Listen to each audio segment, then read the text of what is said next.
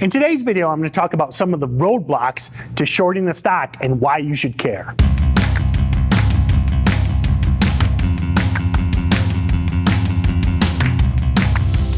Hey everyone, lead trainer with StocksToTrade, Tim Bowen here. Be sure to subscribe and get notified as soon as a new video drops. Today, we're going to talk about some of the hassles and roadblocks to shorting a stock. And primarily, it's going to be based on getting a borrow. Have you ever tried to short a stock and not able to get a borrow?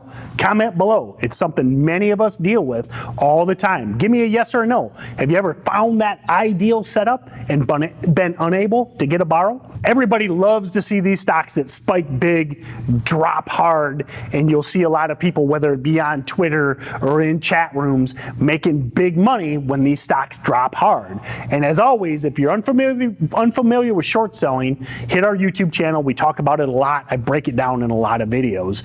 But I see it a lot, especially on Twitter. Twitter's known for the fact of people that shorting the big runners of the day, making $10, $20, $100,000 in a day, and you're probably saying to yourself, well, I want to make those kind of profits. I want to book 5-6 figures a day.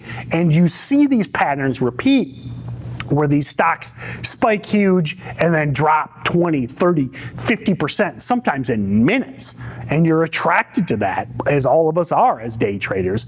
But something that many, many, many new traders don't realize until the time comes, you may not be able to borrow these stocks. You may not be able to make that trade. So let me back up a little bit and explain what I'm saying.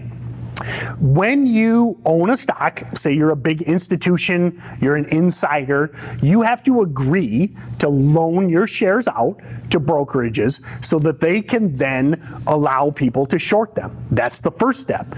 Many of these low price stocks, there either are no one is willing to loan them out, or if they are loaning them out, there's such a small amount of shares that maybe only one or a handful of people can short them. That's the big first roadblock.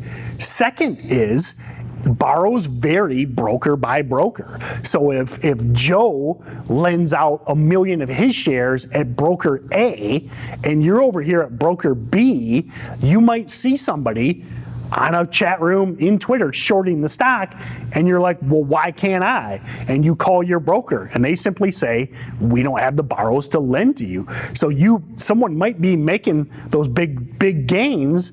You're looking at the same stock, you want to do the same thing, but your broker doesn't have the borrows. And that is something that I see most common, and often many traders that are short biased have brokerage accounts at multiple brokers.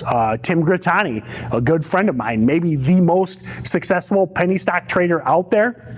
I interviewed him on the Steady Trade podcast a few months ago, and last I knew, as of a few months ago, he had 7 brokerage accounts. He might have even more now because he's always chasing that borrow around a different brokerage.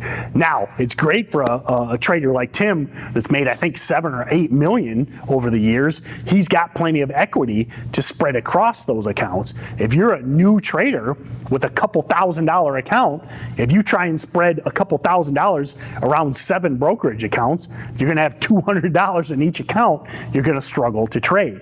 Keep in mind that is an impediment to shorting and really makes it difficult, especially for the newer trader. I wish the rules were the same for everyone. I wish it was a level playing field, but the dilemma is, especially lower price stocks that are hard to borrow, most of the time, that is a game for the big boys, the guys with the bigger accounts, because they can spread across multiple brokerages and have higher buying power. So in closing, it's a bummer. I wish it wasn't the way it is, but it can be very, very difficult to short these low price stocks these days. It used to be a little easier, but as you've seen short selling explode, the borrows disappear quicker because there's more demand for those borrows. And I would say, remember, learn the fundamentals, learn the basics of breaking down a chart, interpreting the news, and making a good trade plan. I think the best short sellers were long biased first. They were buying stocks. They were buying breakouts. They were buying the big movers of the day. And as they refined their skills, as they grew through the years, then they would start getting into short selling more. Not saying you can't do it as a new trader, but be cautious. Learn the basics, get good at going long. I've talked about Tim Grittani a couple times. You can look at his history. When he started out, he was almost all going long breakout stocks. Then grew his account, grew his skills, then became predominantly a short seller. Don't try and put the cart in front of the horse. Thanks for watching our video. Be sure to comment below with any trading related question. We love answering your questions. Also, like and share with your friends, and be sure to subscribe to be notified as soon as our next video hits. And if you're looking to expand your trading knowledge, don't forget to check out all of our other videos, and be sure to click the trial below. Check out StocksToTrade. I think it is one of the best, most rapidly advancing softwares out there. Be sure to check out our trial.